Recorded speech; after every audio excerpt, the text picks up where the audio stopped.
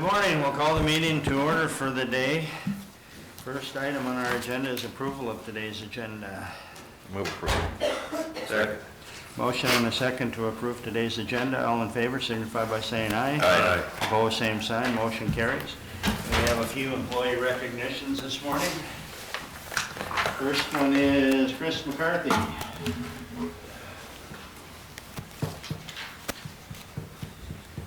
"25 years of service to the Sheriff's Office." Wow. Pretty good, huh? Well, that depresses me because I've known Chris since he was about 1 year old. I never thought I'd be here giving him a 25-year award. Sheriff? Yes, Chris. Well, congratulations. Thank you. So for those, little history with Chris. Chris started with the Sheriff's Office as a correctional officer in the jail, the old jail. He didn't get the pleasure of working in our new facility. He did not. After that, he was hired on the Sheriff's Office side. He started in patrol, then he went to Lawrence Transports. Lawrence Transports, he went into narcotics investigations, where he spent the majority of his career working, about 18 years. Working in narcotics, and then recently took an assignment here as our civil process server. So he's our early morning paper service guy. So he's had a very colorful career here with the Sheriff's Office, where he's got to work a lot of different divisions. So we do appreciate the work you've done for us. So thank you, Chris. Thanks, Chris.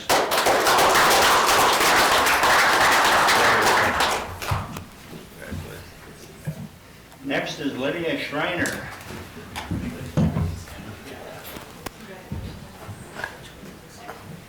"15 years with the Detox Center." Congratulations. Thank you very much. Appreciate I've had the pleasure of working with Lydia in 3 different facilities over the course of the last 20-plus years. And her time in detox, she's a very valued employee, dedicated and loyal. So she does a wonderful job for our clients. Thank you, Lydia.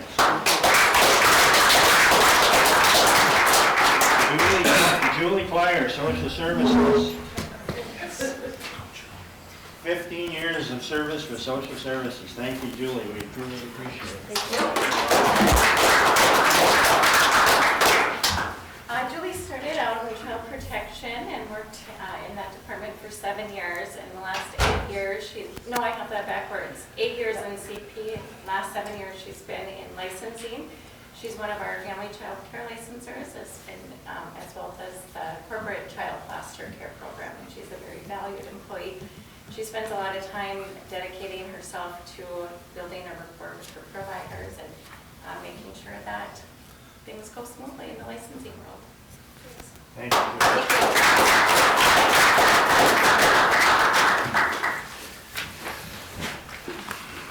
We are fortunate we have great employees, so thank you all for your service. Okay, this next item is recognition of donations to the Sheriff's Canine Program. Sheriff Empty.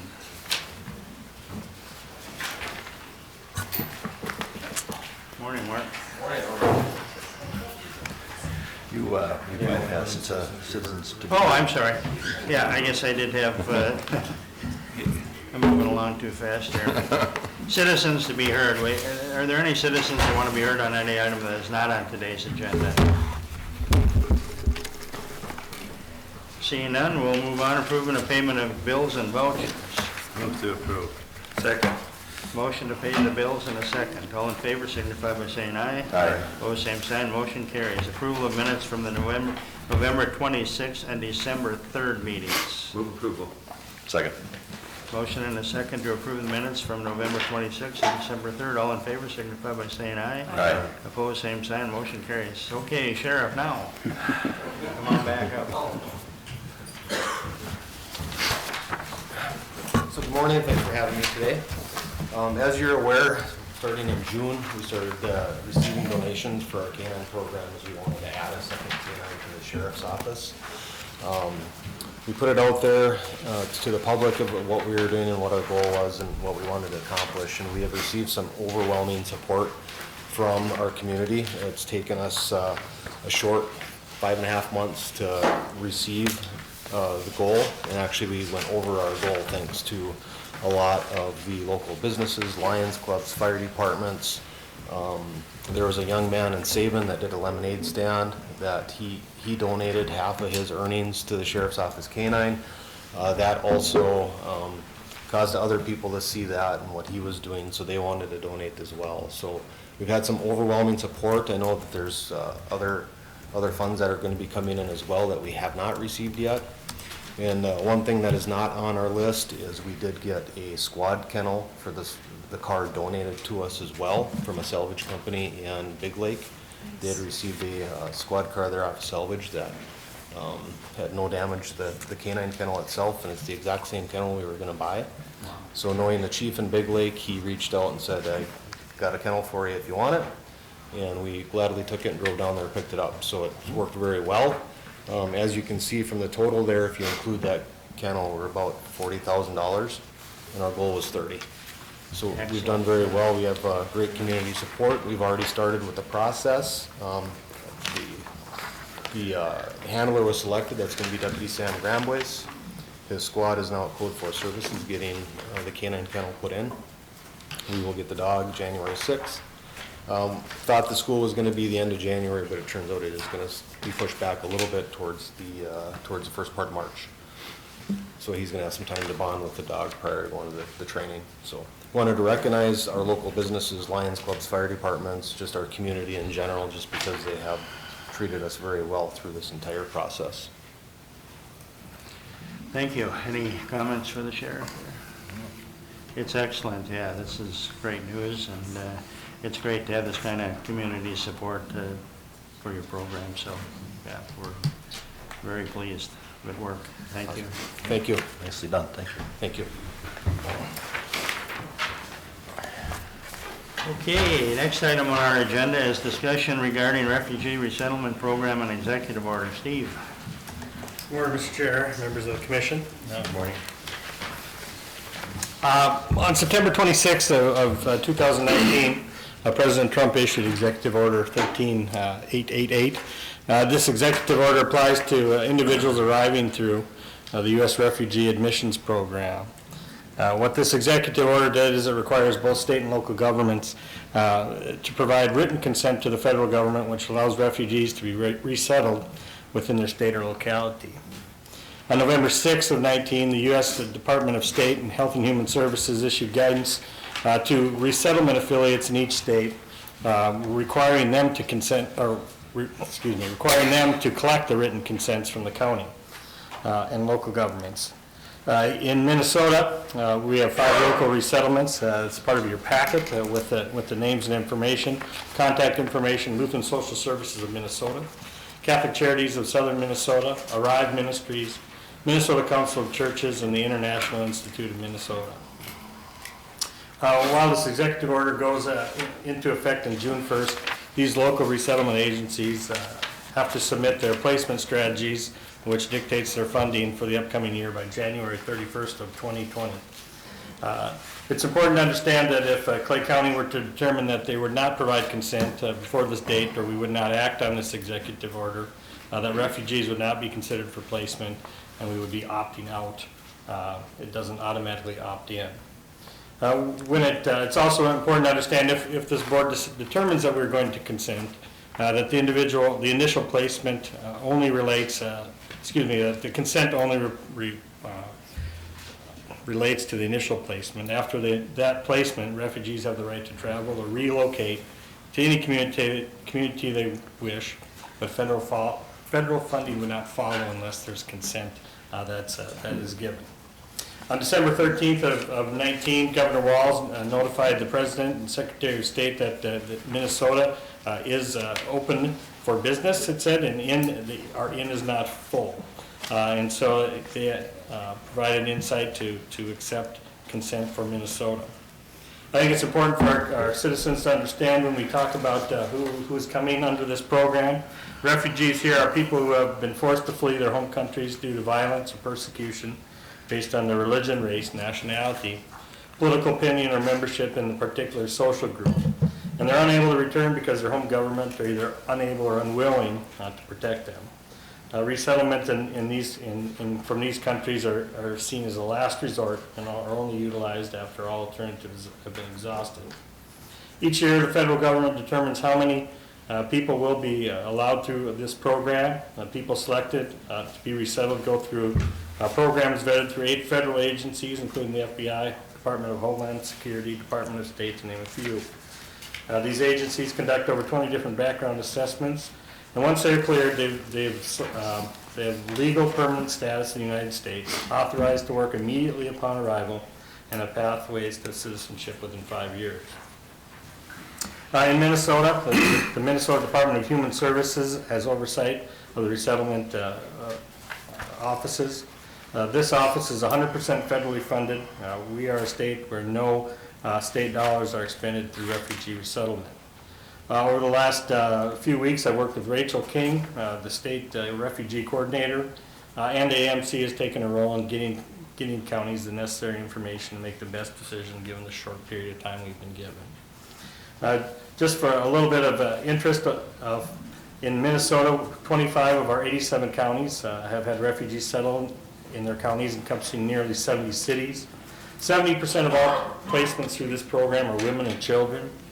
And in the last 15 years, 95% of all Minnesota refugees settling with existing families or settling with existing family members in reunification. Each of these people coming through this program receive money to help provide deposits, housing, establishing their homes. And DHS also provides help to job support, support in schools, health screening, medical assistance, assimilation into community involvement, affordable housing, transportation, driver's license, and helping them ensure completing the citizen process. DHS provides this ongoing service for up to 5 years. We've seen in Minnesota a steep decline in refugee admissions during the last few years as the national admission cap has been lowered. The admission cap for 2020 is 18,000 people, which is the lowest in U.S. history. When we look at the number of resettled people in the last 5 years in Minnesota, we have in 2015 we had 2,166, and the cap for Minnesota in 2020 is 500. The number of refugees in Clay County over the past 5 years, has been 60. We had 25 in 2015, 25 in 2016, 7 in 2017, 3 in 2018, 0 in 2019. And I've spoken with Bob O'Reilly, Executive Director of Arrive Ministries, as one of the 5 Minnesota resettlement agencies, and he's indicated that in 2020, Clay County does not have any refugee resettlement plans. And so with that, I will yield for any questions. With the consideration here before us this morning of a potential motion be to direct the county administrator to provide a letter of consent to initial refugee resettlement in Clay County per the terms of Executive Order 13888. Thank you, Steve. Good information. Clay County has always welcomed refugees. I see no reason why we would change that at this point. Does the board, comments from the board? Kevin? I'd like to make a few comments. You pointed out that there's 25 counties out of the 87 that received refugees in that 5-year period. And I don't think that's that those other 87 counties weren't willing to accept them. That's correct. They have a tendency to follow families. That is correct. And they have a tendency to follow where there's going to be gainful employment at some point in time for them. Correct. And some of these smaller counties just don't have the ability to offer those things, and that's why some of them. I just don't want the public to think that there's only 25 counties who are accepting refugees. Sure. I think that's very important to get that by. And and I think back to when I was in grade school. I had to, as a student, I had to memorize Abraham Lincoln's Gettysburg Address, and there is one little sentence in there dedicated to the proposition that all men are created equal. And I think I wish and I hope that he meant men and women. But from that standpoint, these people are coming from countries that, like you said, they're under torment conditions or whatever, and we are the land of the free, and we want them to be here under those circumstances. And, whether you're a refugee, and for that matter, immigrants, it's all open as far as I'm concerned. So I just wanted to make those comments. But Any other comments from the board? I'd like to make a comment. As an employer, over the years, I employed 6 refugees over the years, and all of them were good employees. A couple of them were exemplary employees. And the first one we had was a Vietnamese employee. And he and all his friends, I got to know them over the 2 or 3 years he was working for us, and they referred to America as freedom country, which was really hit home to me when he explained when I would hear them say that. Anyway, I would like to make a motion for Clay County Board to direct the county administrator to provide consent to initial refugee resettlement in Clay County as per the terms of the executive order. I would certainly second that, but I just think there might be some Right, people yeah. here too that. So, but that's fine, we have a motion and a second, and we'll see if there's any comments from anyone that would like to be heard on this issue. Anyone that would like to be heard?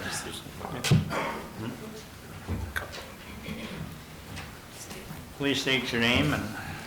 Okay, my name is Marta Castañon, and I work with the Immigrant Law Center of Minnesota here in Moorhead. I don't know how many of you realize that the Immigrant Law Center of Minnesota has an office here in Moorhead. Our program has been around for about 22 years, based out of St. Paul.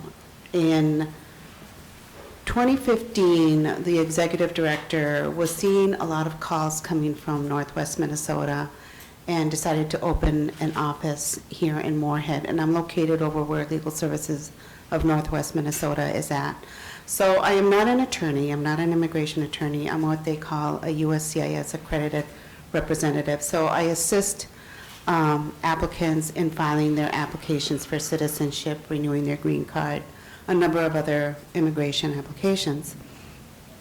So since 2016, I have seen 56 cases that are from refugees. This year alone, I had 44 cases from people who originally came into the country as refugees. It's a number of, many of them are applying for citizenship after they become eligible. Many of them are also applying for certificates of citizenship for their children. So I just wanted to say that these refugees that are coming in, they're settling now like the many other immigrants that came into the United States, like the migrant farm workers that used to come up here and work in the sugar beets. Many of them have settled out. Many of these refugees are now voters. Many of them are becoming future voters, and they're settling out in this community. And what my clients have told me is that this area is a good place to live because it is very peaceful. They have felt welcomed into the community. So I just wanted to give that pitch on my part for the refugees, that many of them are hard workers. They want to become a part of the community, and they have so by becoming U.S. citizens. And I also work as an election judge when the elections come around, and it's been awesome to see the number of past clients that are coming in and doing their civic duty and voting. So I just wanted to say that. Thank you. And I wanted to pass out my card in case any of you are interested in contacting me with future questions. Okay. Thank you. Thank you for your comments. Anyone else who would like to be heard on this issue?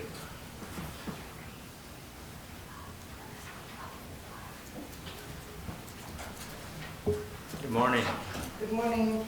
Bonjour, my name is Wabishki Guiden McQuay, Tracy L. Wilkie. I'm an original descendant of the people of this land, the Anishinaabe. We're woodlands people. And throughout my years working in the criminal justice system, I came in contact with, and I worked with many people from many different lands, the Ukraine, Cuba, Vietnam, and they've all done very, very well in the community, and they thrive coming to America. And since being back home in this area, I've met many refugees that love it here, and authors, and contribute to the community, and they pay their taxes and do everything they're supposed to do. And I'm thankful that that you're welcoming of new people coming to our lands and sharing what we have. And I was in Burleigh County, and that was quite a circus. It was difficult at times to hear some of the things that I did hear, and traveling with a lady from South Sudan. I'm thankful that you're welcoming. And that's it. Thank you. Thanks for your comments this morning. Anyone else that would like to be heard? Good morning. Good morning. My name is Nicole Matson. I live in Moorhead. I did not have the good fortune to be born in Minnesota, but I had the great fortune to be born in America, and that is because this country accepted my great-grandfather as a refugee. This country gave him the opportunity to farm and raise a family and contribute to his community, and if not for that, I wouldn't be here. And so I am very appreciative. I'm a proud American, a proud Minnesotan. I grew up in Western North Dakota, and it makes me so happy that we don't have the circus today that they had over there, because we are willing to accept new members into our community. So thank you for that. Thank you. Any other comments? Yep.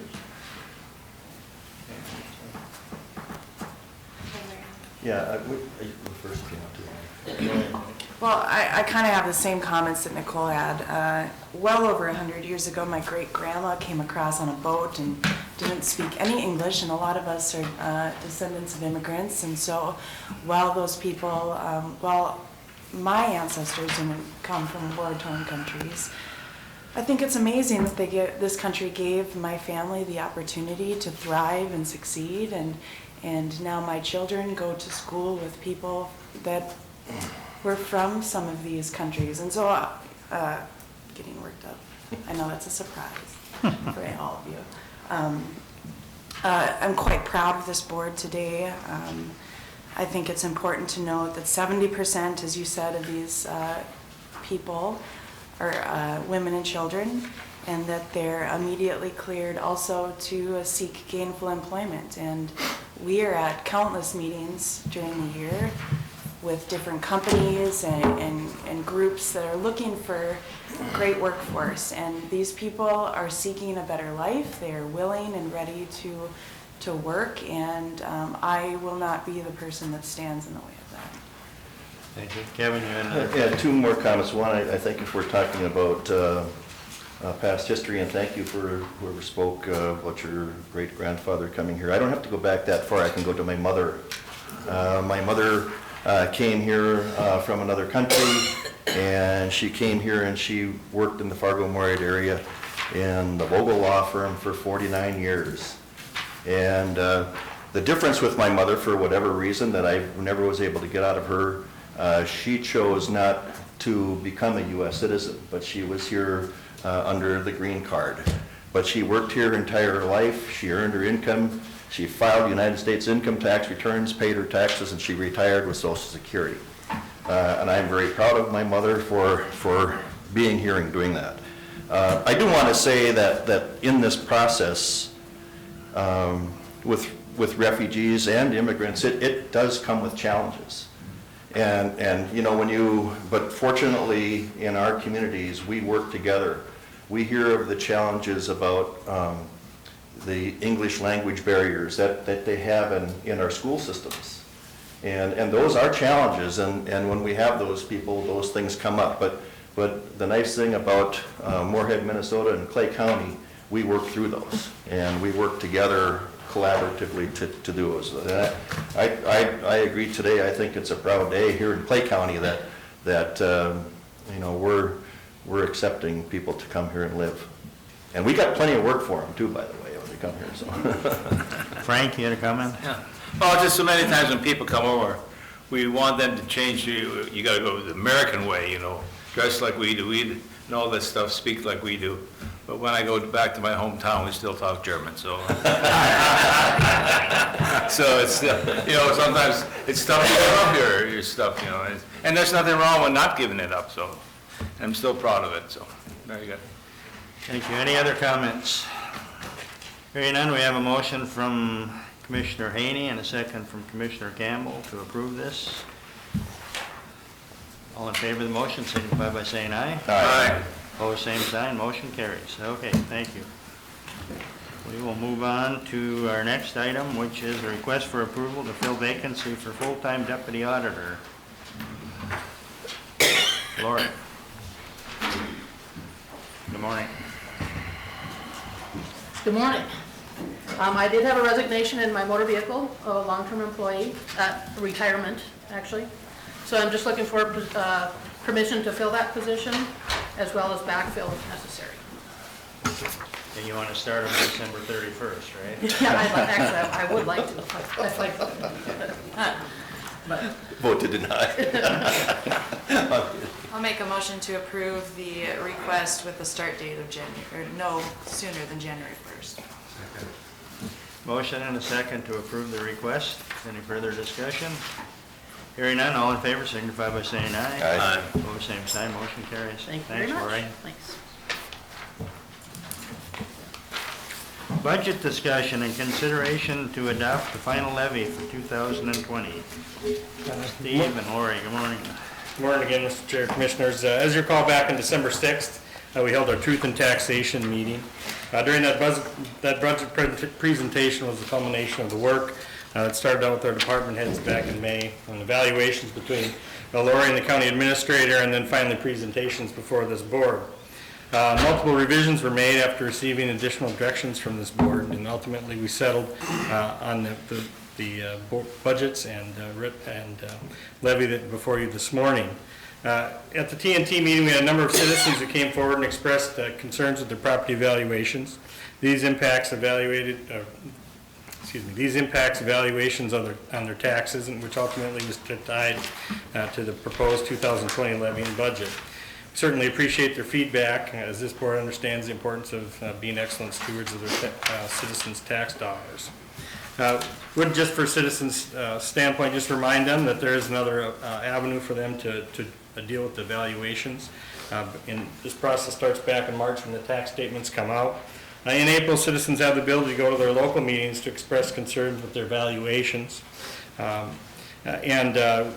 If they do not get the desired relief during their meetings, they can bring these concerns to the Board of Equalization and present before this board. And again, we thank our citizens for their feedback.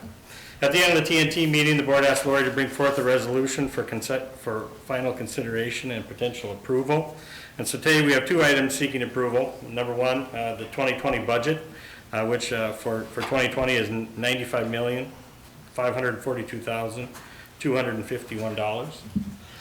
And also the proposed levy through resolution 2019-43, certifying our proposed levy at $35,014,703. With that, I yield for comments and any questions for Lori.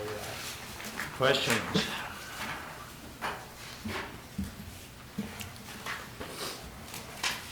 Kevin, you gotta have a comment. My only comment is that one time before I leave here, I would like to see us change the preliminary levy to something different. I've only been saying that for 17 years now. 35,014,700. That's not what I had in mind.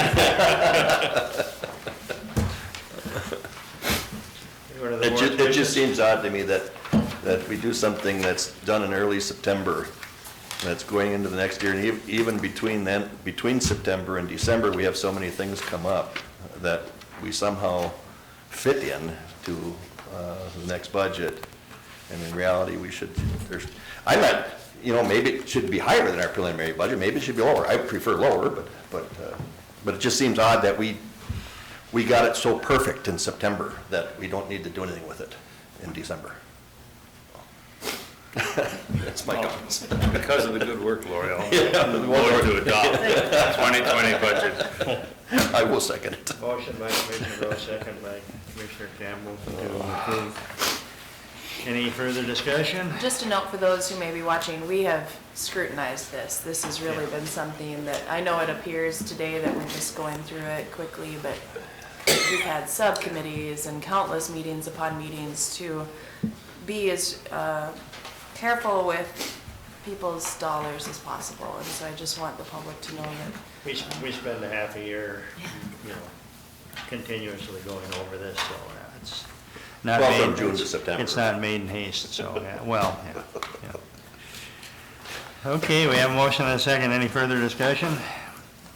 Hearing none, all in favor of the motion signify by saying aye. Aye. Both same sign, motion carries. Thank you. Thank you very much. Good work. Thank you. Okay, we have a closed session for client privilege. Do we have a motion to close? So move. Second. Motion and a second to close. All in favor signify by saying aye. Aye. Opposed, same sign, motion carries. Okay, we'll go back into session here. Next item is request to fill vacancy, no, that's not it. Close, where are we? Do number 8. Number 8, okay, yeah. Coordinator position and to establish an HR solid waste administrative assistant position. Okay. Are we on? Are we on? Okay. All right, so after that ordeal, this is a little bit more somber. Last Monday, I got notification that Jennifer Pearson, my HR coordinator, has found another job over at the city of Moorhead. So she will be leaving us on December 27th as her last day of work.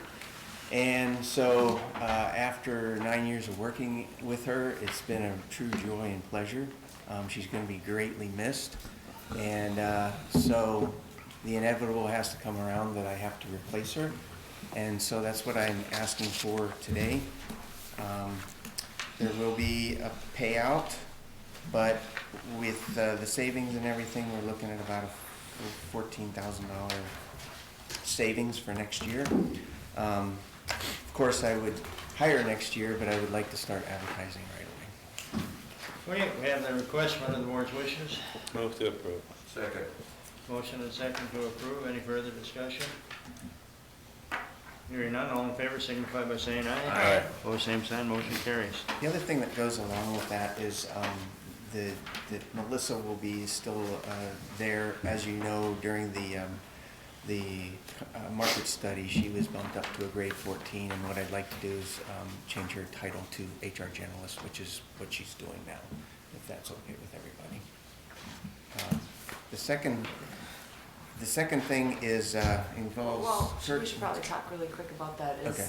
That's been vetted through planning commission, or the. And that has been through So planning, yeah. Commissioner Whalen and I have definitely been part of that discussion, and that was the plan Yeah. with the market study as well. Yeah, and thank you for bringing that up, because it was discussed at the PIC. I should have said that We as can well. take action on it. Okay. I'll make a motion to approve. Second. Motion and a second to approve that request. Any further discussion? Or no, we need, Yep. have a motion and a second. Any further discussion? Hearing none, all in favor signify by saying aye. Aye. Opposed, same sign, motion carries. Okay, Okay. the next issue is kind of a joint issue between solid waste and human resources. We, right now, Kirk has a variable hour employee that works about, 19 hours a week as an administrative assistant. And for several years, I've been trying to get an administrative assistant, but I didn't think that, somebody that will do administrative assistant stuff, like answering phones, answering the front desk, scanning, mailings, that type of thing. And with Jennifer leaving and Melissa moving up into the more human resources generalist position, what we're trying to do is get somebody that would man that front counter all the time and answer the phones for central admin. As you know, before we had solid waste up there and planning and zoning, and we had another administrative assistant up there as well. Plus we have Colleen, so we had 3 administrative assistants up there, and now really we have Colleen and Melissa. And so I put this off for several years, and maybe that was too long, but when I came together this year and asked for some additional funds next year, I had a meeting with Jennifer and Melissa to ask for an administrative assistant for next year. We came to the conclusion that we probably didn't need a full-time for HR systems alone, and that's when we came up with Kirk to try to share this position, half solid waste, and then I would have a half a human resources. And that person would basically be responsible for all of the administrative actions up front there. And so what I'm coming to you today is to ask for that second position. It is in the budget already. I did ask for I think it's about $17,527 for 2020, which was approved. This did go through the PIC as well and was agreed upon. And the idea is that we would take the person that is currently there working for Kirk as a variable hour and make her into a full-time employee working both departments. So that's kind of a long or a short summary of a long problem that we've had for several years. So Kirk, I'll turn it over to you if you have anything else. No, to I say. really don't, Mr. Chairman. I think we did go to PIC and talk to PIC about it, and I think it's a pretty good plan. Any questions for these gentlemen on those? My only comments are that we did discuss this at PIC, and my concern is that I'm worried that you're not getting enough help in HR that you may, I mean, the actions over the, what has happened over the last week to make sure that, have you adequately addressed what that need is? I wrestled with that quite a bit. I know that at one point we were looking at a full-time, nothing but HR person. My plan going forward kind of involves solid waste, is that if in the next couple of years they do get a transfer station and move people out there. It's not if, it's when.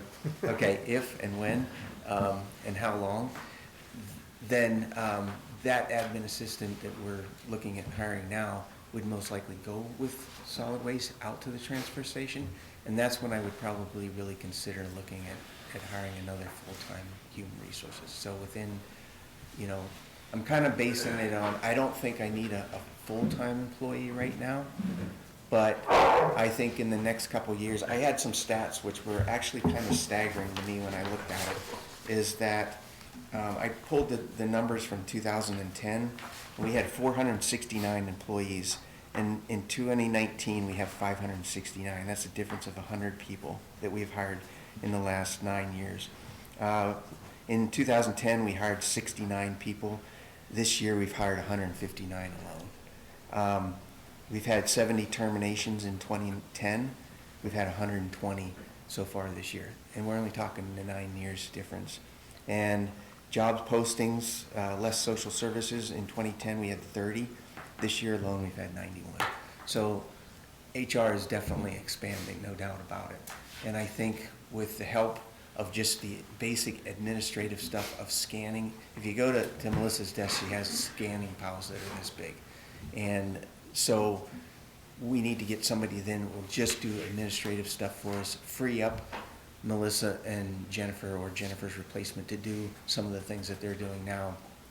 And then probably in 2 years or so, look at, once the transfer station isn't built and these guys leave, hiring another human resources person at that time, a full-time employee person. Okay, what are the board's wishes on this? So moved. Motion? Second. Motion and second to approve. Any further discussion? Hearing none, all in favor signify by saying aye. Aye. Opposed, same sign, motion carries. And I know we just voted on this, but to clarify that no sooner than January. Correct. Yep, definitely. Thanks, Thanks, Kirk. Okay, Darren? Last thing I have is just the end-of-year items that I normally bring about this time every year. It just verifies some of the things that we have to get board approval on. The first thing is the grid adjustments for 2020. As you all know, we've settled several contracts already for 2% for 2020 with several unions already. And then the 5.42% market study increase, and I just wanted to verify that that is still a go with this board, and that will be implemented starting in 2020, or with the first payroll of 2020, let's put it that way. Okay. Do you want me to go through each one, or you can? I'll make a motion to approve item number 1. Okay. Meal reimbursement rates? Oh, I'm sorry. That's okay. Should have known. I'll second. Motion and a second to approve. That's for the grid adjustment. Any further discussion? All in favor, signify by saying aye. Aye. Opposed, same sign, motion carries. The next thing was the meal reimbursement rates remaining unchanged. These were actually changed last year. So it would be $15 for breakfast, $20 for lunch, and $30 for dinner. I did not see any need to increase that at this point. Mr. Chair, I'd move 2 through 5 all in one. As presented. Second. Okay, motion and a second to approve all these items. Any further discussion? Hearing none, all in favor, signify by saying aye. Aye. Opposed, same sign, motion carries. Okay? Thanks, sir. Awesome. Thank you. Speed it up. Update on United Way campaign. Valerie and Rita. Good morning, ladies. Good morning, Commissioners. Thanks for having us this morning. I'm Rita Ruckert. This is my first year as the Clay County Employee Campaign Coordinator. I inherited this task from Kimberly Savageau, who has done a great job over the years and worked tirelessly at keeping everything organized and gave all the information to me in a very concise manner, and I appreciate that and thank her for her hard work over the years. Thanks to the employees of Clay County who've donated their time and their money to produce a successful campaign for us this year. The employee donations total $14,672. In addition to the employee donations, we received special event monies of $465. That money was generated mainly through the sale of the Casual Day, Jean Day stickers for United Way. Those stickers are $1.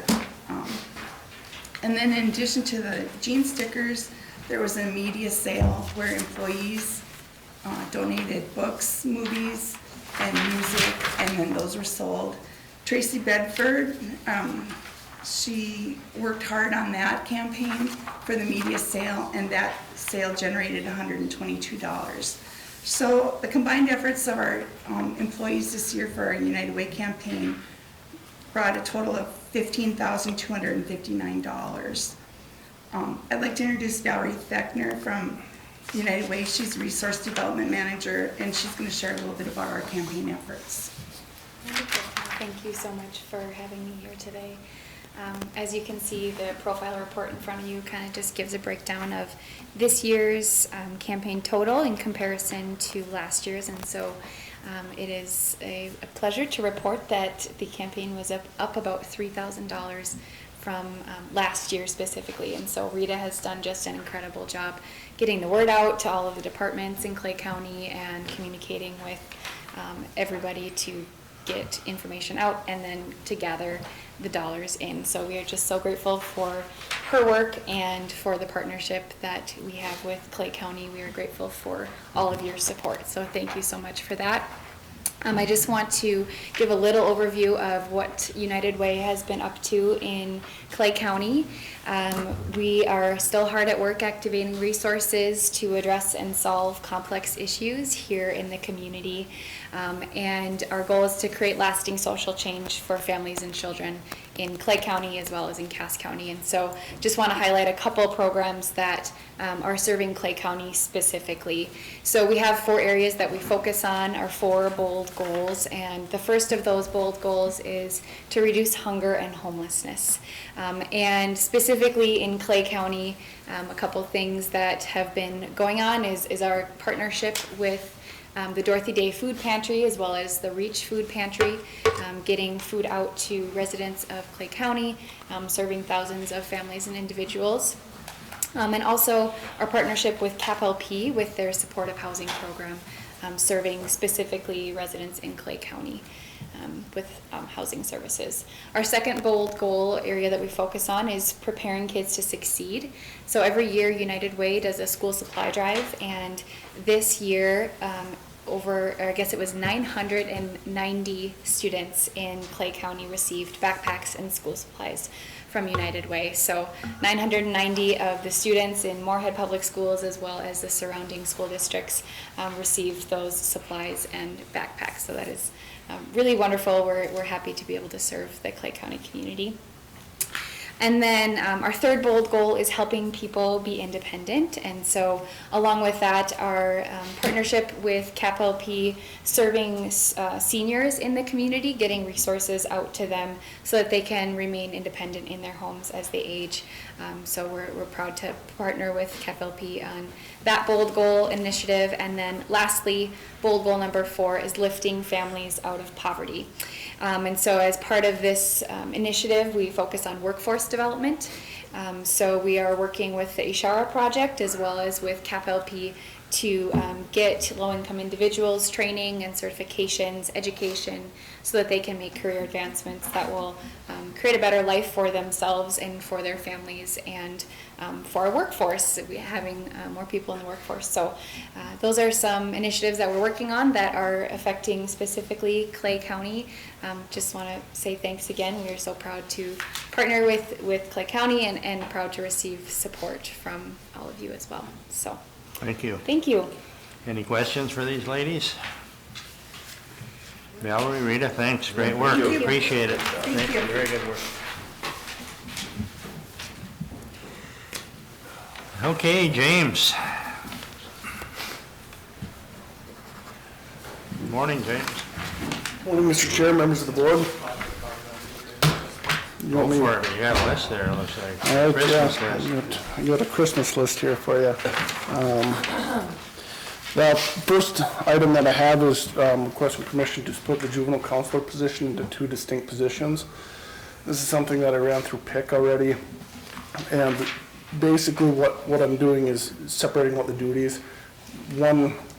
Counselor ones are going to carry some caseload, case management type of stuff. The other one's going to do more basic duties, stuff like that. We're through HR, kind of graded them at line 13, and we're at currently line 16. So the counselor twos will be at line 13, and that's what I'm requesting to, a little further on down the line. We're requesting to add those positions at line 13 if this is granted to be able to split that. It's in the budget that I proposed to already, but this change, along with the health insurance change that had been done, it has an impact of about $107,000 negative, so $107,000 savings for the non-secure budget and about $7,000 savings on the secure budget that I proposed already. Yeah, we did go over this in PIC extensively, and we agreed that it's a good idea, and even better yet, it saves some serious money for next year, but I think it works out a better plan for your. Yeah, it opens up another applicant pool, and it doesn't compromise Gives the program. opportunities, and yeah, a lot of good aspects there. So, any questions for James on that issue? Mr. Chair, we also had brought up this proposed change, I think at our last regional meeting with the members too, and Right. they were supportive of James's plan here for dealing with this secure portion of it. So. I'll make a motion to approve item number 1, Second. Motion and a second. Any further discussion? January 1st. Yeah, that brings me to the second one. Wait, let's, Yeah, I'll let second me it. vote here. I'll second. We Oh, had a yes, wait a motion, second. yeah, we had a That's what I'm motion and a second, so all in favor of the motion signify by saying aye. Aye. Opposed, same sign, motion carries. Okay, the next item, Joe. All right, that brings me to the second one. We've had a couple vacancies come up, and going with the insurance thing and with coming with this proposal to split the two positions and the additional hires that I need to operate the new facility, I withheld waiting on those to hire those until the new year. I have 3 vacancies right now in our secure program. I'd like permission to rehire them in January. In 2020, okay. Move approval. Second. Motion and a second to approve the request. Any further discussion? Hearing none, all in favor signify by saying aye. Aye. Opposed, same sign, motion carries. All right, and then the third one here is, it has to do with our expansion.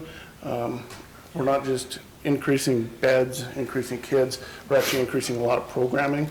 Our programming is really stepping up. We work hand in hand with social services on this, with the region counties and what they want for services. So what I'm requesting is at the line 13 to hire 3 full-time counselors in the secure program and 7 in our non-secure program. The non-secure program has significantly more because the secure program already filled those positions as we're operating that site in Cass County. And so with this expansion is going to come an increased need for staffing, and that's why the non-secure is higher than the secure. Okay. Board's wishes on that one? Move approval. Second. Motion and a second to approve the request. Any further discussion? Hearing none, all in favor signify by saying aye. Aye. Opposed, same sign, motion carries. Next request is request to sign the Lakeland contract. Lakeland Mental Health does our 30-day evaluation program. They've been doing this for 15-plus years. It's an annual thing that we re-sign every year with your permission. They're asking for a 3% pay rate, cost increase this year, which I believe is fair considering definitely the amount of need that's out there. And so. Move approval. Motion and a second to approve the request. Any further discussion? Hearing none, all in favor signify by saying aye. Aye. Opposed, same sign, motion carries.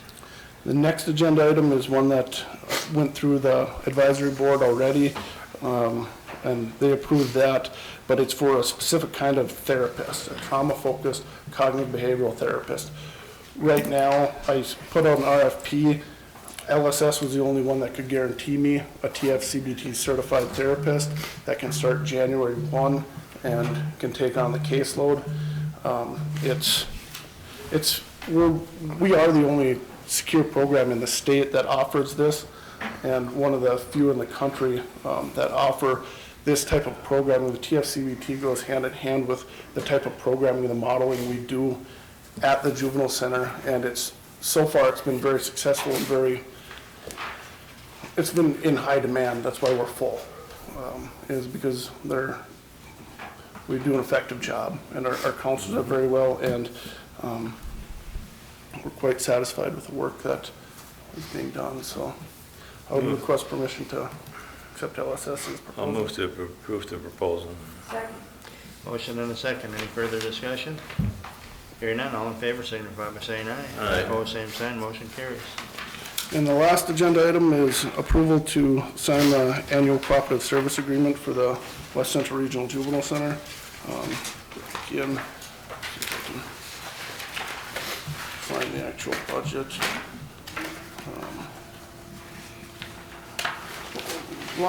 Part of our, there we go. Yes, sir, thank you. So last year, the secure portion, I cut it out, did I? Last year, Clay County paid for our secure program $1.129 million. This year, I'm requesting that it pay as per the cooperative service agreement. Basically, it's a 2-year look-back period. Clay County's usage dipped and some other counties spiked, which causes Clay County's cost to go down. This year's Clay County's cost would be $938,000, so it's about $190,000 less than last year for our secure programming. Move to approve the cooperative agreement. Second. Motion and a second on the agreement. Any further discussion? Hearing none, all in favor signify by saying aye. Aye. Opposed, same sign, motion carries. Mr. Chair, I just want to thank James and Josh for being at the AMC conference with the booth for our facility. I think it's good exposure. For those counties who aren't members, they see the significance of our programs here, and it's nice revenue for our secure facility. So, thank you. Good work, James, thank you. Okay, Joe. Request to move forward with chiller overhaul and power plant. Joe Olson. Morning, Joe. Morning, Board. Mr. Chair. Morning. So today I'm requesting to move forward with this overhaul. Typically, this is a unit that serves the AC for both the Family Service Center and the Juvenile Center, as well as the power plant. So it's a pretty big unit. Every 10 years is is what they recommend doing this. I think we're in year 12 now, and we had some issues at the end of the cooling season last year that led that no doubt we would need this done. I went out and I got 2 quotes, one from Chiller Systems at $30,735 and one from Trane at $23,225. I would recommend, with your permission, to move forward with Trane. It's funded, this is kind of a weird one, split 3 ways, because through Family Service Center budget, James's operating budget, and then Fund 19 capital building and improvement. So it's 3-way split. I've talked with Georgia and James both on their, they propose to take this out of their 2019 budget, so, and then the rest would be under Fund 19. So, any questions for me on this, or? Move to approve. Motion and a second to approve. Any further discussion? Hearing none, all in favor signify by saying aye. Aye. Opposed, same sign, motion carries. Thank you. Thanks, Joe. Request to adopt resolution 2019-42 for a bond and loan modification agreement for Eventide. Mr. Stewart, good morning. Morning. Sorry for the delay, so. Mr. Chairman, members of the council, my name is Jim Stewart. I'm an attorney with Arnson, Stewart & Wagner in Fargo. We're acting as bond counsel in connection with the financing for the Eventide Linden Tree project. As you may recall, you issued bonds back in June, the amount of $8 million for a portion of the Linden Tree project. Total cost is $18 million, and the city of Dilworth is financing the remaining 10. In the process of negotiating the terms on the Dilworth piece, Eventide had an opportunity to enter into an interest rate swap, and they felt it was such a good deal they wanted to swap this piece as well. And so in order to accommodate the swap, we need to modify the bond. The index on the bond is based on Federal Home Loan Bank. Swaps typically are based on LIBOR. So we've got a different swap index or a different interest index and some changes in the redemption provisions, some of that. So what we're asking for is approval to modify the bond and in effect reissue it. Under federal tax law, if you make a significant modification to a bond, it's treated as though you paid off the old bond and you've issued a new bond. So that's why we need to go through this formality of having you approve the change and filing new 8038 and signing a new reissued bond. Okay. Questions for Mr. Stewart? Just a question from Brian. Have you had a chance to review? I don't think we saw it that I know of. Did it go down to Tony at all? I don't think it did. I don't know if Lori had to go to Tony or not, but. I assume, have you reviewed it, Lori? I looked at the information they sent over, it was fine. Okay. Okay, what are the board's wishes?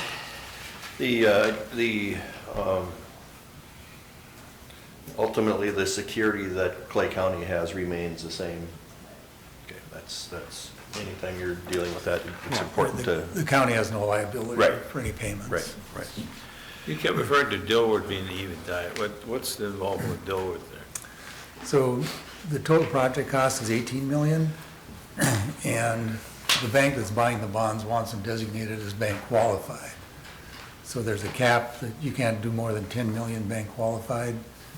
Clay County had already issued some bonds. Oh, and deal with the other. So, Okay. so you could only go up to 8 million, and Very the good, bill was thank you. doing the other 10. Got it. Board's wishes? Move to approve. Second. Motion and a second to approve the request. Any further discussion? Hearing none, all in favor signify by saying aye. Aye. Opposed, same sign, motion carries. Thank you. Committee reports. Mr. Chair, we want Mr. Oh, that's right, sorry, yeah. It takes me a while, but I get it. Yeah, you did good too. Good morning. Good morning. So, I figured I was here primarily for the committee reports or reports because starting tomorrow, we're likely going to be starting a lawsuit for a right of entry agreement in Clay County. We've gotten a few come in. I think we've had 3 or 4 come in since we sent out the last final warning letter, essentially. But today was the deadline for that. So to the extent that we don't get the agreement signed and back today, we're going to be starting a lawsuit. Intention would be that we would file the lawsuit, get a judge assigned, and hopefully get a hearing date to the extent that we can, and then we would start the service process. I would like to get the lawsuit started and start service as soon as we can. It's not going to be terribly popular to be serving people with lawsuits on Christmas Eve, but unfortunately that's just the timing of where we're at. So I wanted to be here to answer any questions that you guys might have, and also to provide awareness that this is coming up, and my guess is you guys are going to hear plenty of it. So, Kevin? Did you receive the one that was delivered here yesterday? Yes. Okay, okay. And that, they requested a signed copy once both parties signed it, so. Okay. Yeah, we can make definitely send that back. Make sure they get a copy Yep. sent back. And so, That's easy enough to do. And we'll be doing that with all of them as well. So. And you know, just to follow up, even though that this process is going to start now, there still is the ability for those property owners to continue to communicate with land agents and possibly eliminate the need for right? Yeah, Commissioner Campbell, you're exactly right, and that's something I probably should have brought up, is that the process that we use is that we file an action, we get a judge assigned, we send a letter that is hand-delivered. So when we say service, we have a private process server that hand-delivers letters, which includes the application and a notice of appointment of the judge and a notice of the hearing. But that cover letter says, we've gone through this process up till now, and to the extent that you haven't signed, we had to go forward with this process. To the extent that you want to sign now, attached is yet another copy of the right of entry agreement. So it gives them one more off-ramp. My history with it is that first contact with landowners, you get about 20% or so that sign. The land agents are usually even more successful than that. They'll get another 25% or so to sign. Final warning, you get 2 or 3 that will sign. After a lawsuit, you get about half of what's left of people that will ultimately sign before going to a hearing. The ultimate hearing, usually we have maybe 2, maybe 3 landowners that show up. Some are represented by council, and then it's usually a group that would be represented by council. Or many are just producers that are out there working the land, and they have concerns and they want to voice their concerns, and a judge is there to listen, so they do that. Do they each have their own day in court, or is it a group deal? It's group. Yeah, this one in right of entry, it's one hearing, and it's for the whole group. I haven't thought about how long of a hearing we'll ask for. Usually it's a half hour, but to the extent that we expect it to take a little longer, if we think more people might show up, we might ask for a little bit more time, just so that the court doesn't get backed up in their schedule. So, and throughout that process, we also tell them to continue working with your land agent. Those land agents are the point of contact for this whole project. They're the ones that can find information that the landowners want. They can get them in contact with engineers or with relocation experts or whoever that might be. If I can, Mr. Chairman, too, when this was brought before this board, there were 17 property owners involved in this, and after we took action, it was determined that there was a change in ownership name or something. Yes. So right now, what we're dealing with is the 16. Is that correct? 16, and I believe 4 have Signed already, yeah, so it's down to 12 or whatever. But that 17th one, that's not even proceeding right now. We're still going through normal communications with the corrected name on the ownership. Yeah, it was some transfers of ownership within a family. To a trust or To something. a trust, and there were different people that were involved in that trust and were involved in the original ownership. So yes, it makes complete sense to reach back out to them, have a land agent do their best to meet with them and answer any questions that might be there. And this won't be, unfortunately, the last time that your commission is going to be asked to get engaged in the right of entry process. The next batch is probably shortly after the first of the year. So. Thank you. Okay, any other questions? Thank you for that information, I appreciate it. Yep, and if anything does come up, if somebody does make contact with you, I would advise them to do their best to get those questions either to their land agent or get them to you in writing so that we can try to respond to them. It's always uncomfortable to have one elected person that's out there dealing with these people because it's impossible for you guys to have all the information that's available throughout this project, and that's really what the project management consultant is for, and the land agents can tap into that to get those questions answered. So. Thank you. Thank you.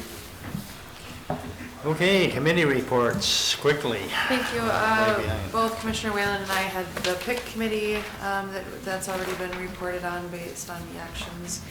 And I had the privilege of attending the AMC annual convention. Great meetings. I felt that at my policy committee level of the Environment and Natural Resources, we really had some important discussions surrounding our different platforms and did put forth several to the general body for approval, but I feel like I had pretty good input statewide on all of those. I also had the extension committee, and we were able to find a commissioner from Western Minnesota to serve as their chair next year, so I will be doing that. And then after we got back, I attended the Soil and Water Conservation District meeting. Those folks are definitely busy, attending several different meetings countywide with both the different watersheds, and they had their state convention, and I continue to say that Clay County is well represented there. The relationships that they're building with landowners is impressive. So that concludes my report. Oh, I do have one more. I did see on January 7th, the chamber has the eggs and issues. And I know in the past we've gone to that for different ones, but they're having a training workforce as their topic, and several of the different schools are doing that. And I don't know if this board would be interested in attending that, but I think it definitely fits within the scope of some of the ones that we've attended in the past. I know the city of the Moorhead School District is presenting on that panel as well, and so if it were members wanting to attend that, we could possibly delay that January 7th meeting at least a half hour so that members could attend that, but it's up for discussion.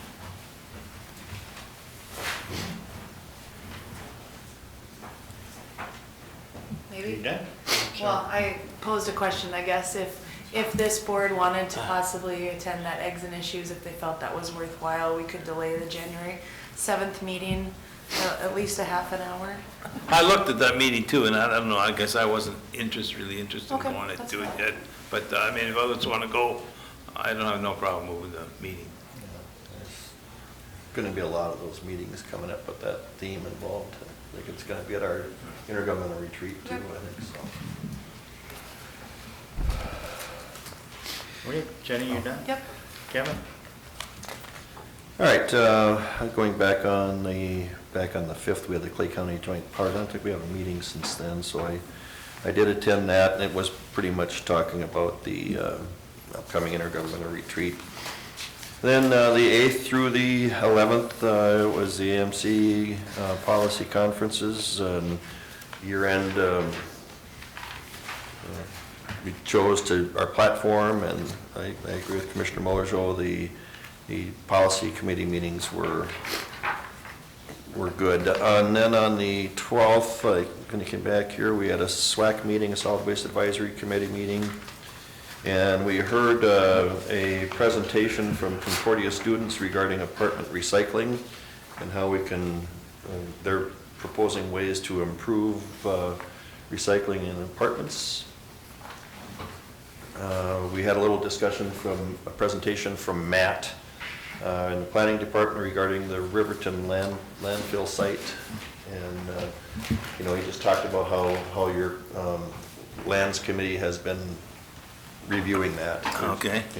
There was nothing presented in terms of what we should do. I think there was a part of that was mapped out as that we could be selling that.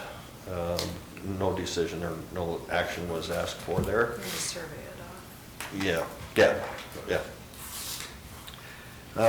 And then I did go to Fergus Falls that same day for a Lakes Country Service Cooperative meeting. And we got into updated information on budgets and so on and so forth. And then yesterday we had a diversion chairs meeting in the morning, and then which there was not a lot new to report. There's been some discussion about audits and that type of thing. In the afternoon, we also had a highway tracking meeting, and on that we talked about increasing equipment rates for purposes of the state wanted to have a different way of reporting our depreciation. And it's had to do with rates. It doesn't impact the budget at all, but that's going to be coming before the board. We talked about the request for one additional maintenance worker, and I believe that's supposed to go to PIC. Today, yep. Okay, that's coming to PIC today, okay. And then they talked about going to the NACO conference in April for the engineer and assistant engineer, providing that we're not knee-deep in water or flooding at the time. That's in next April. And then we did have the jail and regional construction meetings. I had a conflict with highway, so I didn't get to the jail one, but I was there for the juvenile meeting, and it's nothing out of the ordinary going on there. It was just typical little things from a timing standpoint. Excuse me. And that concludes my report. Thank you, Frank. Yeah, on Thursday, not one of my committee meetings, but I went to a prescription drug program put on by the Attorney General, and that was interesting to see how drug companies are working the drug prices and stuff like that. It's just, a lot of times we talk about people going to Canada to get their stuff like that, but, they're saying there's plenty of drugs available here. It's just that we can't get the prices that they have up there. You don't have to go there for the pills because we got them here. But so it was an interesting meeting there. AMC's been discussed quite a bit already.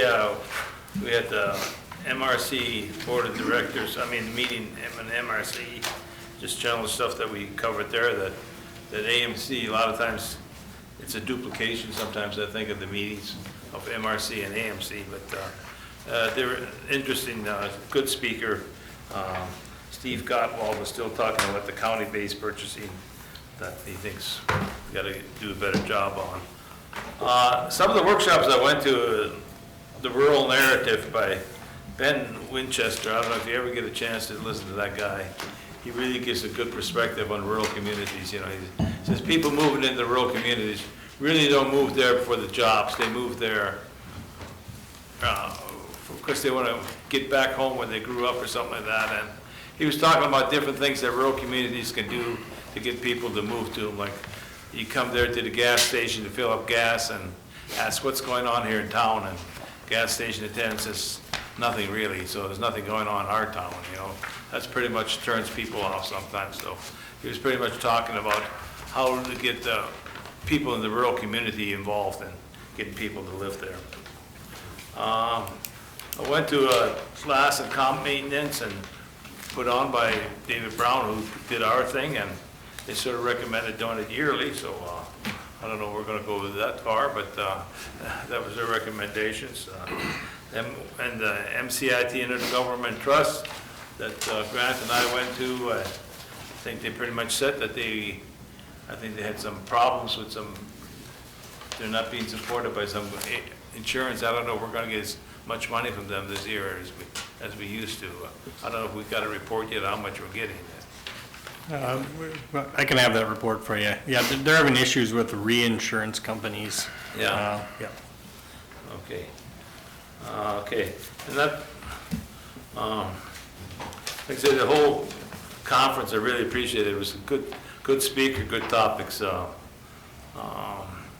Wednesday evening, I went to the Historical Society where we're trying to look at, we had a person come in and do sort of an audit of the place and see where we can improve ourselves. So he gives a good suggestion. Wednesday night, I also went to the right of entry thing they had over at the Law Enforcement Center.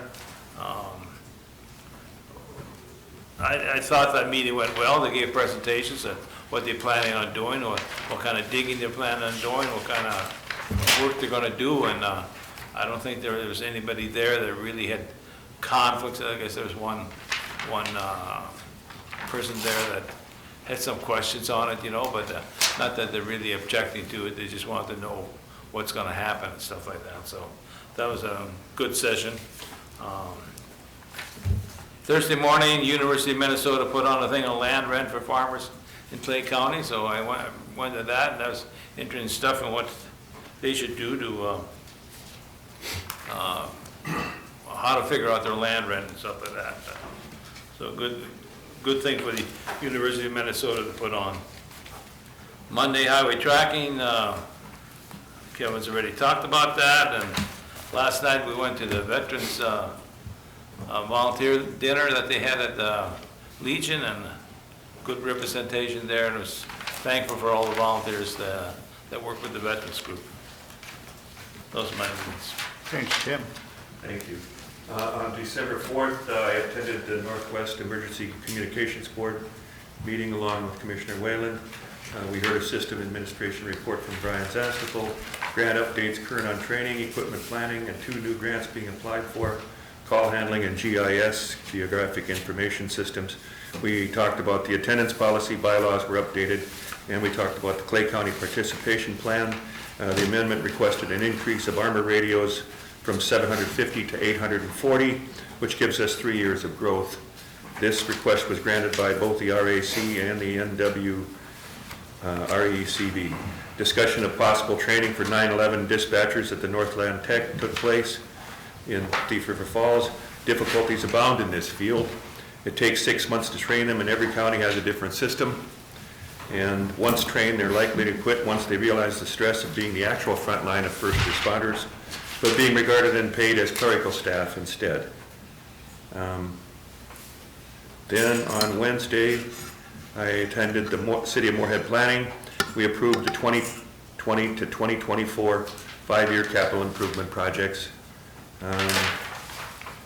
Then on December 5th, I attended, along with Commissioner Campbell, the Clay County Joint Powers meeting that he discussed, and we got updates on the 2021 and timelines related to the Independent School District 152 referendum.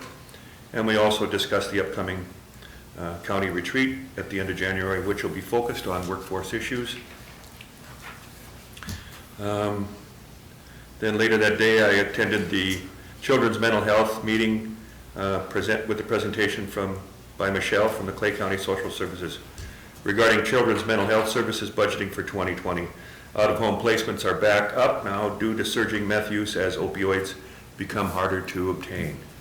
The Mobile Mental Health Crisis Center had 88 calls last month. Then I attended on also the Clay County Collaborative Governance Board and we modified our collaborative funding policy. That was also on the 5th. Then on Sunday, the 7th, wasn't it? The 8th, I don't remember. We went to the AMC convention in St. Cloud, and I attended the platform review for the Health and Human Services, and they had a number of platform amendments, or proposed amendments to the platform. And then we also passed an emergency amendment and debated. It was passed by the Olmsted County Board of Senators, or with Senators Senjum's assistance and others. They're making this a legislative priority this year to restructure the Department of Health and Services in Minnesota. Then last evening, along with Commissioner Gross, I attended the Clay County Veteran Service Officers Annual Veterans Commemoration and Awards Banquet at the Legion Club in Moorhead. And that's my report. Thanks. And see, I've had most of the things been reported on the AMRC meeting, at the AMC meeting, the radio board meeting that Jim and I had, and the PIC's been dealt with, and the Solid Waste Advisory Committee. We had a good presentation by a number of Concordia students at that meeting that are working on some recycling issues, and that was good. Had the construction, jail, and detention meeting yesterday, and everything is actually going pretty well with both those, and nearing the end of construction on those, so it's a good thing. So that was it for me. Steve, you want to? Like Mr. Chair, on the 4th, I met with Brett Skiles, County Administrator from Itasca County. They're in the process of looking at a half-cent sales tax on a corrections facility. So we went through that process and toured our facility. The following day, I participated in the Joint Powers Committee meeting that's been addressed by Commissioner Haney and Commissioner Campbell. We had Strive for Excellent County Management later that morning. I worked with Colleen and Darren on the end of the year. Information we need to get wrapped up. And that afternoon, I met with Rhonda Porter on a series of social services issues. I want to thank the board for allowing me to attend the AMC conference from the 8th through the 11th. Participated in a portion of the Minnesota Rural Counties meeting, and also Minnesota Association of County Administrators meeting, through a series of different sessions throughout. I would note that Governor Walz did address the AMC conference and had a very good speech. But one of the most beneficial things that he shared was during that we've addressed DHS funding issues on Title 40 eligibility. Governor Walz told the group that he does not plan to hold counties, or plans to hold counties harmless for the money, the miscalculations by DHS, which for Clay County would be $118,000. They are still asking us, AMC is asking us to send a letter on behalf of our county, and I'll be bringing that forward next week. That evening, I also participated in the right of entry training or meeting put on by the Corps that Commissioner Gross has spoken about. I provided each of you guys a copy of that presentation in your box. On the 12th, I met with James O'Donnell, Mike Burns, and Carrie Puser, and continuing to look at wrapping up the most equitable way to finish our contract with the juvenile project. Just to touch on yesterday's owner meeting, that the juvenile center is at 95% complete. Their hope right now is by March 12th is when the completion date is, but by January 21st, they're hoping to have an additional 8 beds of non-secure ready to go. They are really just down to renovating the last pods and redoing the elevator in the facility. Last night I attended the Veterans Social, the Veterans Volunteer Social. Amazing, the group volunteered over 1,400 hours, and so it was just great to see how much they value what they're doing, and it was great to be able to be invited to see that. My last thing would be is, I've spoken to each of you individually. I received a request from Lori Johnson in the auditor's office that we consider having another board meeting on December 31st. So it would allow them to get all their end of their year bills taken care of. So I would open that up for your discussion. So anybody gonna be around for that Yeah. meeting? Yeah, Kevin will- Tuesday morning. Yeah, I can make it. yeah, I can as well. I think we should do that. So, And Don't just say no. just to clarify, would you be preferring just opening and close it for, or opening it for the bills, or would you want to hear additional items if there were any that day? If something comes up. yeah, comes up, if you we'll got do it. something that needs to be done, that's fine, so. Okay. And then we're meeting next Monday instead of Tuesday at 8:30, so, a board meeting, so. I think they wanted Tuesday instead of, We're talking. oh, next we're Monday. talking Oh, yeah, about- next Yeah, Monday. our next meeting Oh. is on Monday instead Right. of Monday the Tuesday, so 23rd. at 8:30. Right, I apologize, you're right, that's great. Anything else? Steve? No, that's it. That's it? We're adjourned.